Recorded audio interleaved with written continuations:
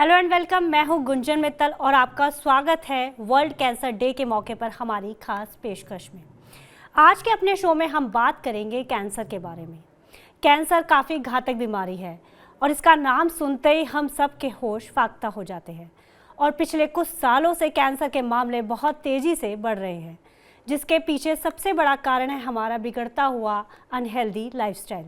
और कैंसर के इन बढ़ते मामलों पर रोक लगाने के लिए और लोगों को इस गंभीर बीमारी के बारे में जागरूक करने के उद्देश्य से हर साल 4 फरवरी को वर्ल्ड कैंसर डे मनाया जाता है।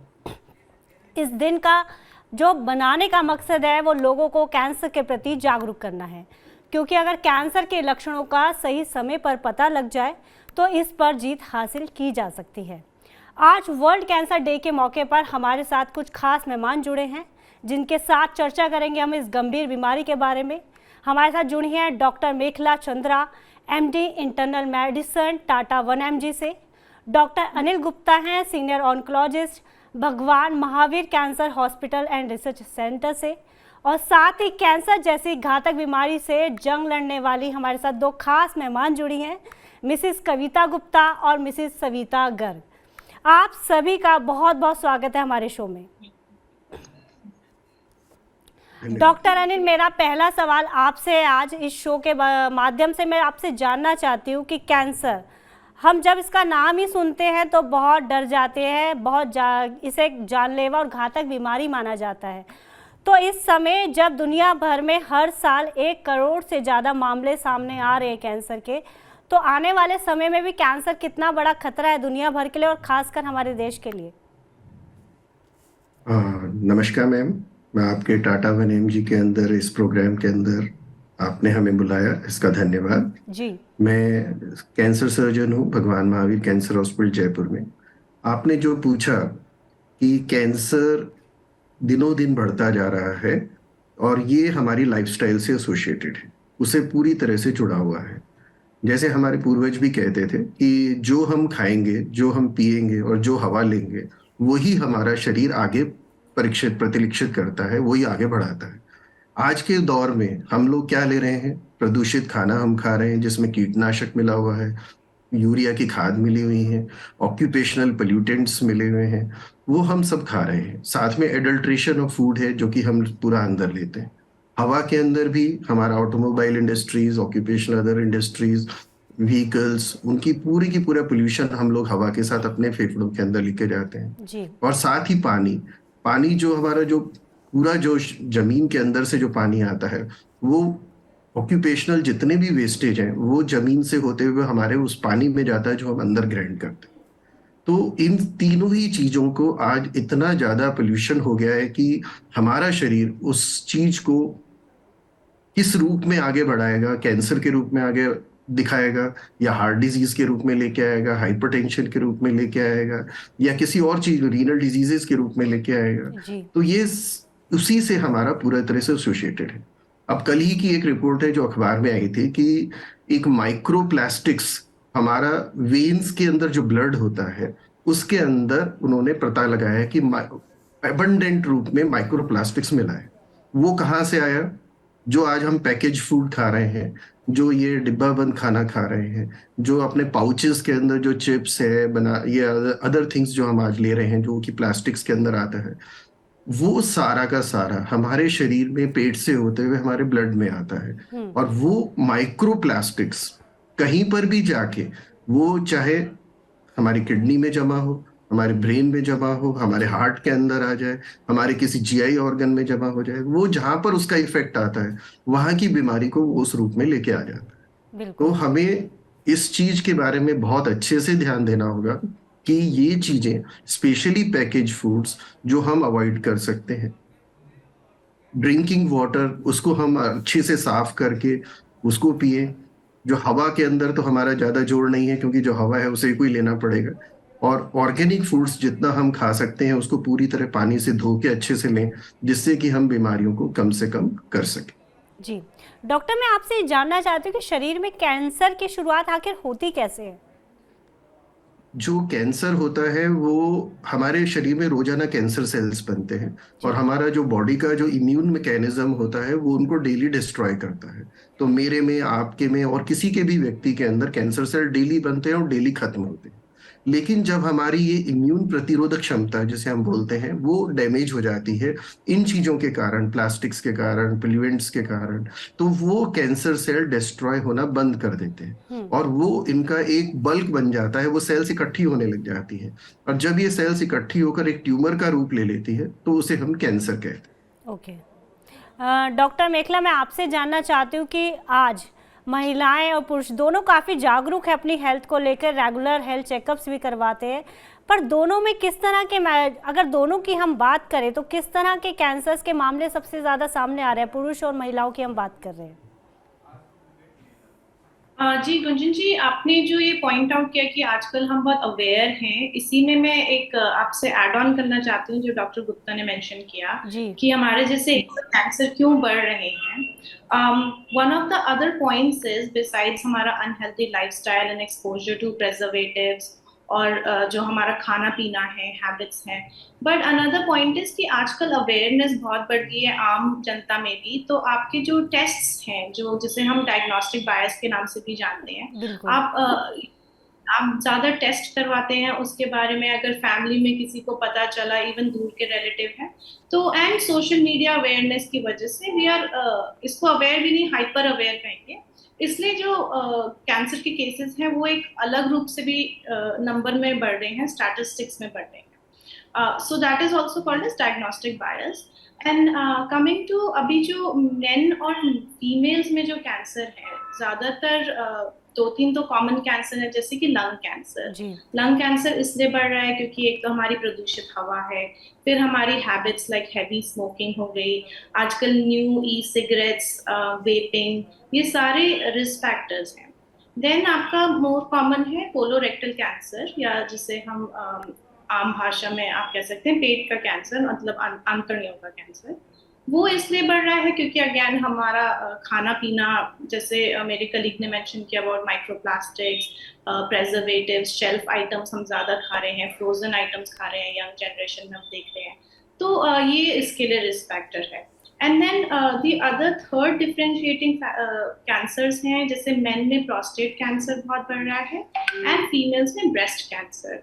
और ये हम देख सकते हैं कि लगभग मेन में 44% of the newly diagnosed cancers in सबसे तीनों से बनते हैं, एंड फीमेल में लगभग 50% ऑफ कैंसर्स इन तीनों से बनते हैं। बाकी आपके कॉमन कैंसर्स में आते हैं ओरल कैंसर, जो अगेन रिस्क फैक्टर्स उसके तंबाकू हैं, सर्टेन वायरसेस हैं, टोबैको चूइंग जैसे हम जिस नाम से जानते हैं, और बाकी आपका आ गया stomach and oesophagus cancer, which is again related to आपकी inner GI tract. So all these risk factors, age group, family history, genetics, ये सब मिला के कैंसर को जिनसे इंसिडेंस रिस्क है इसको बढ़ा रहे। बट डॉक्टर मेखला, आज हम बहुत ज़्यादा सचेत हो गए हैं अपनी बीमारियों को लेकर। मैं जैसे कह रही हूँ कि सर्वाइकल कैंसर की इतनी मुहिम चलती है कि यंग एज में आप उसके लिए वैक्सीनेशन करवा सकते हैं, और ऐसे ही ब्रेस्ट कैंसर का भी पता आप काफ़ी सारे टेस्टों के थ्रू कर सकते हैं। फिर भी 1 करोड़ हर साल दुनिया भर में कैंसर के मामले आते हैं, तो ये कितनी बड़ी चिंता की बात है। देखिए, जैसे जैसे हमारा लाइफस्टाइल बढ़ता जा रहा है, जिस वे में, जैसे फॉर एग्जांपल हमने सर्विकल कैंसर की बात करी, उसका मेन रिस्क फैक्टर होता है सर्टेन वायरसेस जो अनप्रोटेक्टेड सेक्स से या अनहाइजीनिक कंडीशन से ज्यादा बढ़ते हैं। ये आपने बहुत अच्छा पॉइंट आउट किया कि उसके लिए एक वैक्सीन है, बट ये ज्यादातर जनता को नहीं पता होगा कि इसके लिए वैक्सीन है, स्पेशली टर्शरी सेंटर्स में अगर आप गांव एरिया में जाएंगे तो। और पता भी है तो अगेन कॉस्ट की वजह से या बहुत डिफरेंट रीजंस की वजह से यंग लड़कियां नहीं लगाती हैं इन्हें। हालांकि अभी इंडिया में ही एक खुद की प्रोडक्शन आई है रिसेंटली जो सर्विकल वैक्सीन के लिए बनी है, and it's built in India only. तो हमारी duty as a medical community ये बनती है कि हम इन चीज़ों की, इन वैक्सीन के बारे में मोर अवेयरनेस करें अपने पेशेंट्स को, जो रिस्क फैक्टर्स है उनको कंट्रोल करें। जैसे आपने ब्रेस्ट कैंसर मेंशन किया, उसकी भी अभी काफ़ी इंसिडेंसेस बढ़ गए हैं, but the good news is on what ever its worth इसकी इनका ट्रीटमेंट भी बहुत अच्छा हो रहा है, एंड जो सर्वाइवल रेट है ओवरऑल वो बढ़ता जा रहा है। इंसिडेंस बढ़ रहा है बट सर्वाइवल रेट भी बहुत बढ़ रहा है। जी बिल्कुल। कविता जी, मैं आपसे जानना चाहती हूँ, जब आपको कैंसर के बारे में पता चला तो आपका क्या रिएक्शन था, आपकी फैमिली का रिएक्शन क्या था, और आप किस तरह के कैंसर से अभी जूझ रही हैं? जब मुझे पता चला कि मुझे कैंसर हुआ है तो इनिशियली मैं बहुत बहुत डिप्रेस थी। मेरे को समझ में नहीं आ रहा था कि मेरे साथ ऐसा क्यों हुआ, क्योंकि मेरी एक बहुत अच्छी हेल्दी लाइफस्टाइल थी। मैं I am a runner and I was really shocked and it was very difficult for me to accept it. जी। बट ठीक है, ग्रेजुअली आस्ते आस्ते I accepted it and I really wanted to fight and come out of it. मैं आपसे जानना चाहती हूँ कि आपको कौन सी स्टेज में आपके कैंसर के बारे में पता चला? फर्स्ट स्टेज था फर्स्ट स्टेज? एक्चुअली में पहले, हाँ एकदम फर्स्ट स्टेज। ओके, तो आपकी फैमिली का क्या रिएक्शन था? क्योंकि ये एक ऐसी बीमारी है जिसमें जिसको कैंसर होता है वो तो परेशान होता ही होता है, साथ में पूरी फैमिली भी बिखर जाती है, क्योंकि अगर महिला को ये कैंसर हो रहा है तो महिला पे तो पूरी फैमिली का दामोदार होता है। तो ऐसे में जब आप पे ये विपदा आई तो आपकी फैमिली का क्या रिएक्शन था? एक्चुअली मेरी फैमिली, मेरे सब जान पहचान के लोग, एवरीवन वर शॉक्ड, क्योंकि सबके लिए बहुत शॉकिंग न्यूज था कि मेरे को कैंसर हुआ है। जी। क्योंकि मेरी लाइफस्टाइल एक बहुत हेल्दी रही है और अराउंड 10-15 years से since childhood I am into exercising. I had a very normal healthy diet. तो सबके लिए एक शॉक था कि क्या हुआ, नहीं हुआ, कैसे हुआ। बट ठीक है, ग्रेजुअली हम लोग इस चीज को फिर एक्सेप्ट किए कि अब जो हुआ है अपने को इससे बाहर आना अब है। हमें लड़ना है इस बीमारी से। पॉजिटिव एटीट्यूड बहुत ज़रूरी है इस बीमारी से लड़ने के लिए। डॉक्टर अनिल, मैं आपसे बात करना चाहती हूँ कि जैसे कविता जी भी कह रहे हैं कि उनका लाइफस्टाइल बहुत हेल्दी रहा है, क्योंकि हम भी कई बार सुनते हैं कि अभी एक पीछे भी एक न्यूज़ आई थी कि किसी इंसान ने कभी स्मोकिंग नहीं की, उसको लंग कैंसर हो गया। तो ये इसकी क्या वजह होती है कि हम हेल्दी भी अपना लाइफस्टाइल फॉलो कर रहे हैं, उसके बावजूद हमें इस तरह की गंभीर बीमारी का सामना करना पड़ता है? जी, लाइफस्टाइल बेसिकली एक इंडिविजुअल लाइफस्टाइल है जो कि हम लोग अपनी तरफ से ध्यान रख सकते हैं कि हम खुद गुटखा नहीं खाएं, बीड़ी नहीं पिए, स्मोकिंग नहीं करें, अल्कोहल नहीं लें, अच्छा खाना खाएं। जी। उससे हम कुछ हद तक बीमारियों को अवॉइड कर सकते हैं। जी बिल्कुल। लेकिन एक कम्युनिटी हेल्थ होती है जिसमें कि जो खाना हम खा रहे हैं वो तो खाना सभी के लिए बन के आ रहा है फार्मिंग से, उसमें तो हम अलग नहीं कर सकते उसको, एक्सेप्ट कि उसको हम अच्छे से वॉश कर सकते हैं। लेकिन उसमें जो कीटनाशक मिला हुआ है, यूरिया मिला हुआ है, उसे तो हम नहीं निकाल सकते। पानी है, उसको हम यूरो उसमें कर लिया, सफाई कर ली, फिल्टर कर लिया, लेकिन उसके अंदर फिर भी कुछ जो केमिकल्स रह जाते हैं उसे हम निकाल नहीं सकते। और सेकंड इज हवा, जो एयर है, एयर को तो हमें अपने अंदर लेना ही पड़ता है, उसको जी। क्लीन करने का कोई साधन नहीं है। तो इस तरह की जो एक कम्युनिटी हेल्थ के कारण जो फैक्टर्स आते हैं, ऑक्यूपेशनल हेजर्ड्स हैं, वो पूरी कम्युनिटी को इफेक्ट करता है, पूरे जी। कंट्री को इफेक्ट करता है। तो वो जो एक कारण है वो इंडिविजुअल से अलग हटके होते हैं। तो इसलिए कोई भी व्यक्ति, ऐसा नहीं है कि अगर वो इंडिविजुअली लाइफस्टाइल अच्छी ले रहा है तो उसे कैंसर नहीं होगा, लेकिन हाँ, उसे कैंसर होने का चांस कुछ हद तक कम हो जाता है। जी, मैं सविता जी आपसे जानना चाहती हूँ कि आपको किस उम्र में पता चला आपके कैंसर के बारे में, और आपको किस तरह का कैंसर था? जब मुझे पता चला तो मार्च में पता चला था। मेरी 73 की एज थी और सन 17 में मुझे मालूम पड़ा मार्च में जी। कि कुछ छोटा सा दाग है। ओके। मैंने सितंबर में अपने बच्चों से जिक्र किया कि भाई ऐसा लग रहा है, कुछ रंग भी चेंज हो रहा है। तो उन्होंने इमीडिएटली डॉक्टर फ्रेंड से बात करी और बायोप्सी कराई, और बायोप्सी करा के तुरंत डिसीजन लिया डॉक्टर्स ने और बच्चों ने कि सर्जरी करानी है तो तुरंत करा दें। ओके। सर्जरी हो गई ना। आई एम नॉट पैनिक, ना बच्चे पैनिक में थे ना कुछ था, बिल्कुल आई एम नॉर्मल। तो आपके पॉजिटिव एटीट्यूड ने इस कैंसर को हरा दिया? मतलब मैं तो सोचता हूँ कि कुछ भी नहीं था, सर्जरी करा ली, फिट एंड फाइन हूँ। 5.5 साल हो गए हैं, बिल्कुल कोई दिक्कत नहीं है। तो आपको देख के एक उम्मीद बनती है कि हम इस गंभीर बीमारी का नाम सुनते हैं हम डर जाते हैं कैंसर का, तो हम उसे हरा सकते हैं। तो डॉक्टर मेखला, पॉजिटिव एटीट्यूड कितना ज़रूरी है इस बीमारी से, और पूरे परिवार के लिए मैं जानना चाहती हूँ कि उस टाइम उस परिवार का कैसा रिएक्शन होना चाहिए जब कोई पेशेंट इससे गिरता है? तो डॉक्टर मेखला। देखिए, जैसे मैं सविता की स्टोरी हमने सुनी, this is with a happy ending thankfully. ऐसे बहुत बार होता है कि हम कितने patients even in personal life, हम प्रोफेशनल लाइफ में देखते हैं जिनकी ये स्टोरी अब नहीं सुन पाते जी अनफॉर्चुनेटली। बिल्कुल।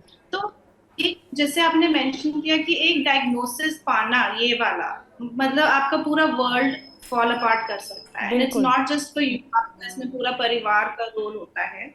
आप जैसे अगर मदर हैं तो बच्चे इफेक्ट होते हैं, बिल्कुल हस्बैंड इफेक्ट होते हैं, आपका काम, जो आप वर्किंग वुमेन है अगर या वर्किंग पर्सन है तो वो इफेक्ट होता है। Can you go to the office every day, financial burden कितना बढ़ जाता है फैमिली पे, and more than that the psychological stress, ठीक है, as a family and as an individual. तो उसको कोप अप करने के लिए बहुत ज्यादा कॉम्प्रिहेंसिव प्रोग्राम भी चाहिए। इट्स नॉट कि सिर्फ आपने डॉक्टर के पास गए, आपने ट्रीटमेंट कर लिया, आपको शायद मेंटल हेल्थ जरूरत पड़ी होगी उसके लिए, आपको फाइनेंशियली किसी की गाइडेंस चाहिए होगी कि क्या क्या स्कीम्स चल रही हैं, हमारी गवर्नमेंट क्या क्या दे रही है, ये हर किसी में अवेयरनेस नहीं होती। तो that kind of comprehensive care जिसे हम कहते हैं, ये बहुत इंपॉर्टेंट होता है। And definitely it's a battle. तो इसमें पॉजिटिव एटीट्यूड कहना और रखना शायद इतना आसान नहीं हो जितना होता, हम लोग बिल्कुल डिस्कस। बिल्कुल। डॉक्टर अनिल, मैं आपसे जानना चाहती हूँ, अभी हमने सविता जी की बात सुनी, उन्होंने बहुत सतर्कता बरती कि जब उन्हें कुछ लक्षण दिखाई दिए अपनी फैमिली से बात करी, तुरंत इलाज हुआ और वो आज ठीक भी हो गई हैं। और जिस तरह से वो बात कर रही हैं बहुत पॉजिटिव दिखाई दे रही है मुझे। तो ज़्यादातर कैंसर काफ़ी देर में पता चलते हैं, जब तक काफ़ी देर हो चुकी होती है। इसकी क्या वजह है? ऐसे में इलाज कराना कितना मुश्किल हो जाता है पेशेंट के लिए? जी देखिए, कैंसर जो है, अगर it is always better to prevent the cancer rather than it cure. लेकिन जी अगर हमें कैंसर हो ही गया है तो कुछ टेस्ट होते हैं जिससे हम इनका अर्ली पता लगा सकते हैं, और वो बिल्कुल जनरल टेस्ट होते हैं। जैसे रूटीन हीमोग्राम, जैसे सीबीसी अपन करा लेते हैं, स्टूल टेस्ट है, यूरिन टेस्ट है, सिंपल एक्सरे टेस्ट है, सोनोग्राफी एब्डोमेन है। और कुछ एज के बाद, जैसे फीमेल्स में mammography after 45 year of age, and males के अंदर एक पीएसए टेस्ट होता है जो कि अपन 45-50 ईयर्स के बाद में करते हैं। एनुअली एक चेकअप होता है। तो ये छोटे से टेस्ट अगर अपन करा लें तो 80% से ज्यादा कैंसर्स को हम जल्दी डायग्नोस कर सकते हैं। बिल्कुल। और जितना जल्दी हम बीमारी को पता लगाएंगे उसका ट्रीटमेंट भी उतना ही आसान होता है।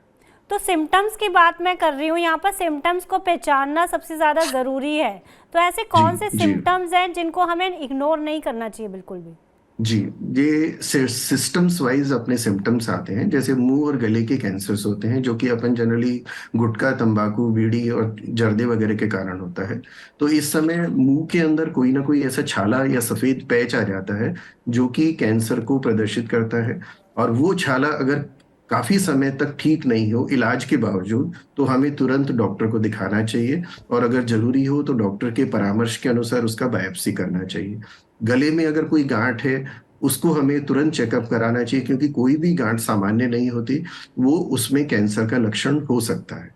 जी इसी तरह से फेफड़े के कैंसर हैं, ज्यादातर टाइम पे खांसी लगातार आना, मुंह से खून का छिटका आना या थूक में खून का आना या लगातार ब्लड आते रहना, और सांस में तकलीफ होना, ये एक ऐसे लक्षण है जिसको हमें कुछ समय तक अगर ठीक नहीं हो तो तुरंत अपने डॉक्टर के पास जाकर तुरंत चेकअप कराना चाहिए, जिसमें सिंपल एक थूक की जांच होती है, एक्सरे होता है और सोनोग्राफी होती है। और जरूरत पड़ने पर अगर उसमें कुछ आशंका आती है तो फिर अब दूसरे टेस्ट जैसे सीटी स्कैन, एमआरआई या जरूरत पड़ने पर पेट स्कैन वो अपन करा सकते हैं। जी इसी तरह से पेट के कैंसर हैं कि हमें लगातार पेट में थोड़ा बहुत दर्द होता रहता हो, या वॉमिटिंग आती हो, या खाना नीचे नहीं उतरता हो, जैसे भोजन नली के कैंसर है उसमें खाना नीचे नहीं उतरता हो, और धीरे धीरे वो बढ़ के उसमें पानी उतरना भी कम हो जाता है। जी तो ऐसे केसेस में एक एंडोस्कोपीज होती हैं और छाती का सीटी स्कैन अपन कराते हैं, तो उससे हमें बीमारी का पता लग जाता है, और अगर जरूरत होती है तो फिर उसकी बायोप्सी की जाती है। जी इसी तरह से बड़ी आंत के कैंसर हैं। बड़ी आंत के कैंसर में हमारा जो मोशन की जो फ्रीक्वेंसी होती है वो चेंज हो जाती है। कभी हमें डायरिया होता है, कभी कॉन्स्टिपेशन होता है, इस तरह से बॉवल पूरा चेंज हो जाता है। और साथ में कभी कभी उसमें ब्लैक कलर स्टूल और रेड कलर स्टूल आ सकते हैं। तो ब्लैक कलर अगर स्टूल आता है तो वो हमारे बड़ी आंत के कैंसर, जो कि लार्ज इंटेस्टाइन हम बोलते हैं, उसके अंदर होता है। और अगर काले रंग का खून अगर आता है, सॉरी लाल रंग का खून आता है, तो वो हमारा जो लोअर लार्ज इंटेस्टाइन जैसे रेक्टम और एनल कैनाल है, वहां से इसके अंदर आ सकता है। ओके। अगर ऐसी चीज है तो हमें तुरंत डॉक्टर को चेकअप कराना बिल्कुल। चाहिए। डॉक्टर सविता, आपको देखकर बहुत उम्मीद बनती है। 73 साल की उम्र में आपने कैंसर के खिलाफ जंग जीती है। तो आपसे जानना चाहूँगी कि आपकी फैमिली का उस समय कैसा टाइम था। आप कह रही 2017 में डायग्नोज हुआ था आपको, तो किस तरह का सफ़र रहा है आपका कैंसर का। और आपके साथ साथ हमने अपनी इंडस्ट्री में हम बात करें, युवराज सिंह हुए, सोनाली बेंद्रे हुई, ऐसे काफ़ी सारे स्टार्स भी देखे हैं जिन्होंने कैंसर के खिलाफ जंग को जीता और काफ़ी कम उम्र में। मेरी 4 बेटियां हैं और चारों ही इस मामले में बहुत स्ट्रांग रही। बट शॉक तो लगता ही है जी। एकदम मालूम होने के बाद में, बट पैनिक नहीं हुई। और उन्होंने जो भी डिसीजन लिया, मुझे ईश्वर में आस्था, डॉक्टर पे विश्वास और अपने बच्चों के डिसीजन पर विश्वास था कि जो भी होगा अच्छा होगा। जी। जो होना है उसको तो आप नहीं रोक सकते। तो आप कभी घबराई नहीं इलाज के दौरान कभी भी मिसेस सविता? समझ में नहीं आया। नहीं नहीं, बिल्कुल भी नहीं, क्योंकि कुछ ऐसा था ही नहीं। जब भगवान है तो फिर घबराना क्यों है। जी बिल्कुल।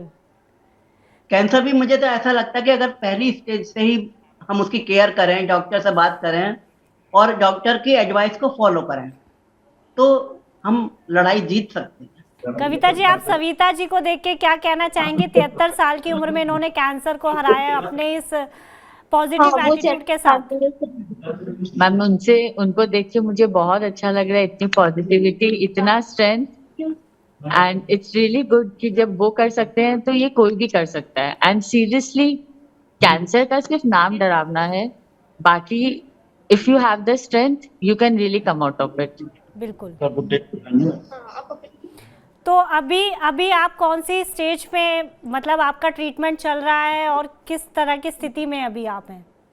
मैं कोलकाता में हूँ। मेरा अभी टारगेटेड थेरेपी चल रहा है और रेडिएशन चल रहा है। तो कब तक ठीक होने की उम्मीद? जी, अगली बार हम आपसे बात करेंगे तो आप बिल्कुल ठीक हो चुकी होंगी। जी। डॉक्टर मेखला, आपके पास आते हैं। तो कैंसर से बचाव करने के लिए हम टेस्टों की बात कर रहे थे। अभी बताया था डॉक्टर अनिल ने कि अगर हम सही टाइम पे इसको पकड़ लें कैंसर को, तो इसका इलाज मुमकिन है।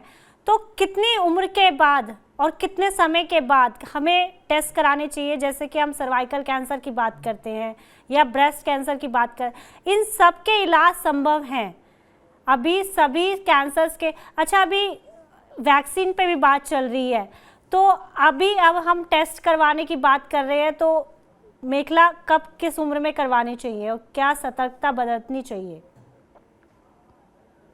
जैसे मेरे कलीग ने मेंशन किया, बहुत प्रिवेंटेटिव मेजर्स या प्रिवेंटेटिव टेस्ट जिसे हम कहते हैं, और उसका दूसरा नाम है हेल्थ स्क्रीनिंग। सो आप क्वेश्चन ये पूछ रहे हो कि कौन से, कितनी उम्र में किस लोगों को हेल्थ स्क्रीनिंग करवानी चाहिए। So just to break it down, ऐसे नंबर नहीं होता है। हर किसी का जैसे रिस्क फैक्टर है। विमेन में हेल्थ स्क्रीनिंग डिफरेंट होती है।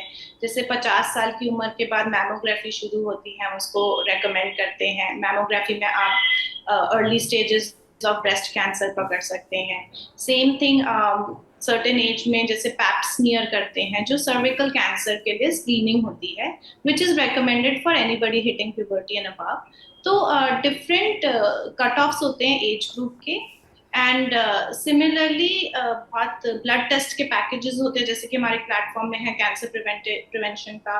तो उसमें आपको बेसिक हेल्थ स्क्रीनिंग हो जाती है, आपको ब्लड काउंट्स पता चलते हैं, अपने सर्टेन ट्यूमर मार्कर्स आप करवा सकते हैं test. So again, different age, different health screening.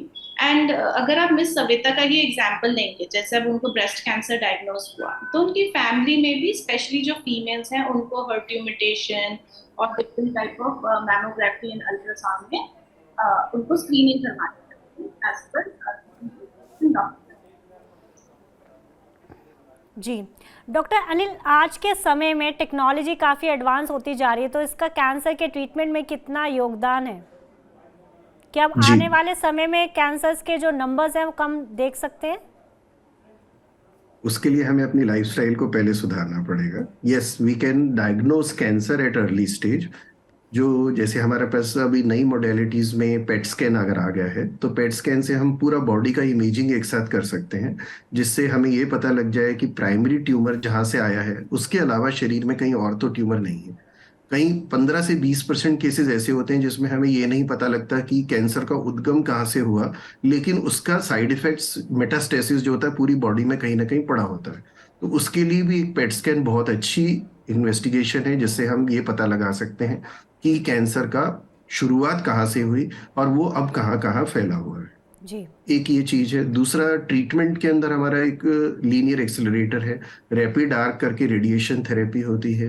Linear accelerated radiation therapy में एक IMRT और IGRT टेक्निक्स होती हैं, और साथ ही आजकल एक अपना प्रोटोन बीम आजकल चालू हो गया है, जैसे चेन्नई के अंदर और एम्स दिल्ली के अंदर यह भी चालू हुआ है। तो उससे भी हम कैंसर को टारगेट करके कम साइड इफेक्ट के साथ उस ट्यूमर को नष्ट कर सकते हैं। जी। वैक्सीन के भी पीछे बात हुई थी कि वैक्सीन भी जल्दी उपलब्ध होगी कैंसर के लिए, तो ये कितनी बड़ी खुशखबरी होगी पूरी दुनिया भर के लिए। सर्वाइकल कैंसर में जैसे कलीग ने बताया, ये इसकी वैक्सीन अब इंडिया में बनने लग गई है। यूरोपियन कंट्री में ये ऑलरेडी अवेलेबल थी। इसका जो एज ग्रुप है ये जानना जरूरी है, क्योंकि जब हम ये cervical cancer vaccine 9 to 12 year की एज पे लगाते हैं, तो इसके हमारे टोटल 3 शॉट्स लगते हैं, 0, 2 and 6 पे। तो इससे करीबन ऑलमोस्ट 90-95% हम सर्वाइकल कैंसर को खत्म कर सकते हैं, जो कि ह्यूमन पेपिलोमा वायरस के कारण होता है। अगर हम किसी कारण से डिले भी हो जाते हैं वैक्सीन लगाने में, तो 12 से 15 साल या 16 साल की उम्र तक भी हम इसको लगा सकते हैं। तो उससे भी हमें करीबन 60 to 70% सर्वाइकल कैंसर से प्रिवेंशन में मदद मिलती है। जी। इसी तरह से कुछ इम्यूनोथेरेपीज आजकल आई हैं, जो कि हमारे बॉडी के इम्यून सिस्टम को एक्टिवेट करती हैं और टारगेट करके उस ट्यूमर सेल्स को खत्म करती हैं जहां वो रखा हुआ है, विदाउट डैमेजिंग नॉर्मल सेल्स। तो इससे साइड इफेक्ट कम होता है और ट्यूमर को खत्म करने में मदद मिलती है। डॉक्टर, कैंसर से बचाव के लिए हमें किन बातों का ध्यान रखना चाहिए? आप बार बार लाइफस्टाइल मेंशन कर रहे हैं, तो लाइफस्टाइल में किस तरह के सुधार की जरूरत है आज की तारीख में? देखो, इसको हम इंडिविजुअल फैक्टर्स और कम्युनिटी फैक्टर्स को डिवाइड कर सकते हैं। जैसे इंडिविजुअल हम अगर लें, तो हम पान, बीड़ी, गुटखा, सिगरेट, शराब, इन चीजों को अवॉइड कर सकते हैं। पैकेज फूड हम नहीं खाएं। साथ में जो खाना है वो गर्म हो, ठंडा खाना हमें नहीं खाना चाहिए। और जितना जल्दी बना हुआ खाना हम खा लें, उसको बगैर फ्रिज में रखे हुए उसको हमें खा लेना चाहिए। इसी तरह से पानी को जितना हम फिल्टर करके या बॉईल करके ले सकते हैं, उसे हमें यूज करना चाहिए। और ऑक्यूपेशनली जो हैजर्ड्स होते हैं, जैसे अपना ये इंडस्ट्रियल हैजर्ड्स हैं, उनको वेस्ट कलेक्शन एक अलग कंट्री के अंदर कोई अलग से स्कीम बने कि उसे हमें पोल्यूटेंट्स को कहाँ डालना है, बजाय नदियों में डालने के, उसे और उस वेस्टेज को हम खत्म करें। इसी तरह से यूरिया और कीटनाशक का उपयोग हम कम से कम करें, जिससे कि हमारे भोजन के अंदर वो न जाए और कैंसर को हम कम कर सकें। इसका एक एग्जाम्पल मैं आपको देना चाहता हूँ कि यूरोपियन कंट्रीज में एक रिसर्च हुआ था करीबन 30-40 साल पहले। उसमें जो प्रेग्नेंट फीमेल्स होती हैं, उनके फीटल ब्लड, उनमें जो फीटल ब्लड था उसका टेस्ट हुआ था कि इनके फीटल ब्लड में कितने कार्सिनोजेंस हैं। उनके अंदर करीबन अराउंड 40 to 50 कार्सिनोजेंस उनको मिले, और एक कार्सिनोजन ऐसा था जो कि उस लैंड से, उस जमीन से अराउंड 40-50 ईयर्स बिफोर खत्म कर दिया गया था। इसका मतलब वो अगर पोल्यूएंट्स, वो कार्सिनोजन अगर उस समय ब्लड में अवेलेबल है, तो हमें ये मानना चाहिए कि जो केमिकल 40 साल बाद भी उस जमीन के अंदर, उस मिट्टी में मौजूद है, तो आज अगर हम उसके ऊपर प्रिकॉशन रखते हैं, तो हमारी सॉइल को, हमारे पानी को क्लीन होने में कितना समय लगेगा? It will take hundreds of year. तो एटलीस्ट हम अपने आने वाली जनरेशन्स को अगर आज हम ध्यान देते हैं, तो कैंसर से बचाव कर सकते हैं। बिल्कुल। डॉक्टर सविता जी, मैं आपसे बात करना चाहती हूँ, आप क्या कहना चाहेंगे? हमारे दर्शकों को क्या सलाह देना चाहेंगे आप? मैं कहना चाहूंगी कि कैंसर बीमारी खतरनाक जरूर है, मगर इससे घबराने से और परेशानी बढ़ती है, घर वाले भी परेशान होते हैं। इससे अच्छा है कि ईश्वर से प्रार्थना करिए, दर्द से लड़िए, और डॉक्टर की सारी एडवाइस फॉलो करेंगी तो जो होना है उसको तो नहीं रोक सकते, लेकिन अपने अंदर हिम्मत रखने से दूसरों को भी प्रेरणा मिलेगी कि कैंसर कोई ऐसी चीज नहीं है। फर्स्ट स्टेज पे ही जब भी मालूम पड़े, जल्दी से जल्दी कोई भी एबनॉर्मल शरीर में बात होती है, चाहे ब्लीडिंग हो या पस निकले या पेन हो या गांठ हो, कुछ भी हो, फौरन डॉक्टर से चेकअप कराइए और उसकी सलाह मानकर ट्रीटमेंट शुरू करिए। ईश्वर सबको स्वास्थ्य दे। जी बिल्कुल, आप एक आशा है, एक उम्मीद है सभी के लिए जो अभी कैंसर से लड़ रहे हैं। डॉक्टर मेखला, आपकी वर्ल्ड कैंसर डे के मौके पर हमारे दर्शकों को क्या सलाह रहेगी?